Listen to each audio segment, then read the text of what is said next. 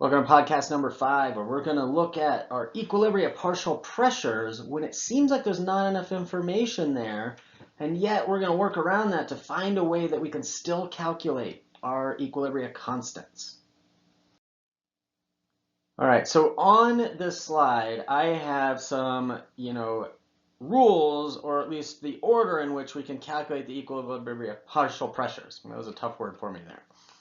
Now, when we write these out, they're going to make almost no sense. But when we do them step by step, I'm hoping that we'll be able to see that, each one of these steps has a reason and what that is. So it says we're going to use our balance equation to write our K expression.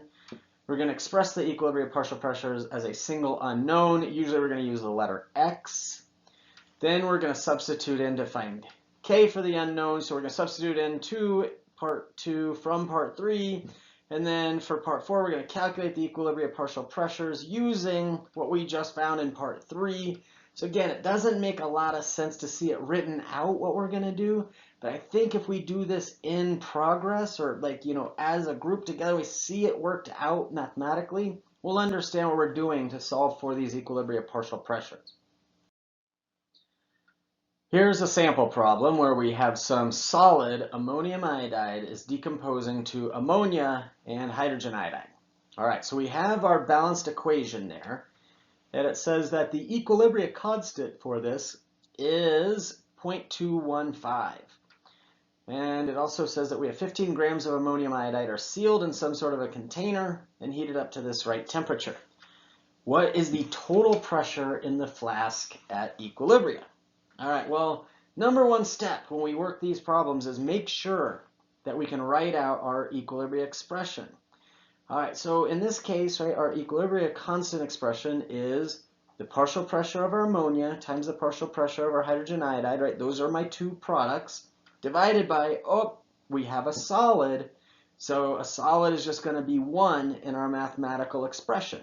So K is our partial pressure of ammonia times our partial pressure of our HI. All right, next it says that since equal molar amounts of ammonia and HI are produced, the pressure of each will be equal. Well, we knew that K is equal to the partial pressure of ammonia times the partial pressure of HI. All right, I don't know what either one of those pressures are. Okay, but let's assume that the pressure of ammonia is equal to some unknown that we're going to call X.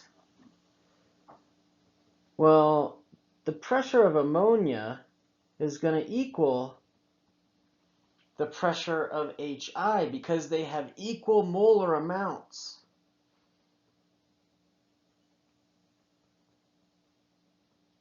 So the pressure of ammonia, right, is equal to the pressure of our HI because of that. So the pressure of HI is also equal to X.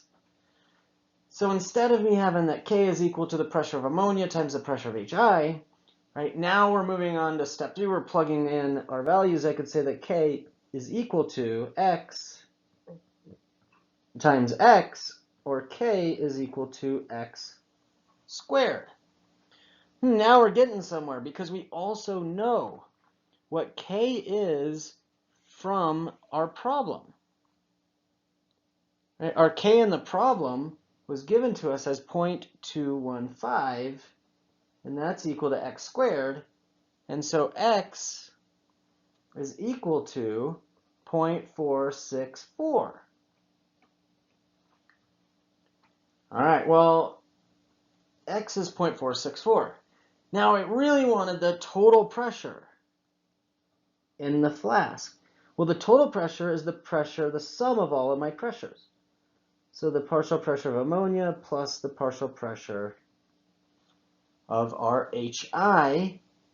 So the total pressure, well, the partial pressure of ammonia is X, which happens to be 0.464 atmospheres. We just found that. Plus the partial pressure of HI, which is also X, which is 0.464 atmospheres. And so we end up with 0.928 atmospheres as our total pressure. All right, now it asks for part B, how much ammonium iodide decomposed? All right, now give us a hint here, and this is where, a lot of students will goof up. It says, use the ideal gas law equation to calculate the amount of either ammonia or HI that was produced, and then calculate the amount of NH4I this represents. Don't calculate from the total pressure.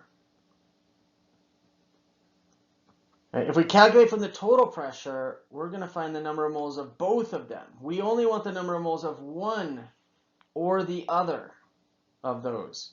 So let's do this on the next slide. All right, so we found, right, that we had, say, 0.464 atmospheres of, say, ammonia. All right, we also had 0.464 atmospheres of HI, but I need to do it for one or the other only. So we know that PV equals nRT, right? That's our ideal gas law, or 0.464 atmospheres times our volume, which was given to us in the problem a couple of slides ago, 5 liters, is equal to N times our gas law constant, 0.0821 liter atmospheres per mole Kelvin, times, all right, our temperature in this case was 673 Kelvin. So N is 0.042 moles. That is the number of moles of ammonia that were produced. So I want the number of moles of the ammonium iodide decompose. Well, that is our 0.042 moles of ammonia times, all right, well, there's 1 mole of the ammonium iodide per 1 mole of ammonia. So we decomposed 0.042 moles of ammonium iodide.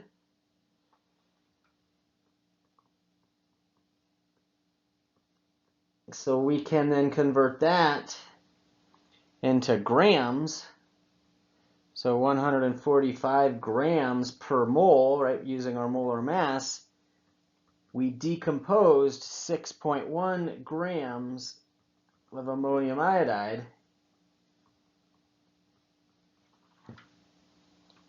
during this decomposition reaction. Let's work another sample problem where we don't know how much things are changing by, but if we use, right, the amounts that things are changing by as a single unknown, we can still solve the problem. So here I've got some carbon dioxide and carbon tetrafluoride in equilibria with carbonyl fluoride.